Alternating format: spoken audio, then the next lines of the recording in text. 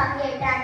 1954 முதல் 1963 வரை தமிழ்நாட்டின் முதலமைச்சராக இருந்து கல்வி வளர்ச்சிக்கு மிகப்பெரிய தொடங்கினார். ஏழை மாணவர்களும் கல்வி கற்க வேண்டும் என்ற உயர்ந்த நோக்குடன் பல நலத்திட்டங்களை செயல்படுத்தினார். காமராஜர் அவர்கள் பெருந்தலைவர் என்று அழைக்கப்படுகிறார். காரணம், அவர் மக்களுக்காக தன்னலமின்றி உழைத்த சிறந்த தலைவராக விளங்கியதால் தான் அவர் கல்வி கண் திறந்த காமராஜர் என்றும் போற்றப்படுகிறார்.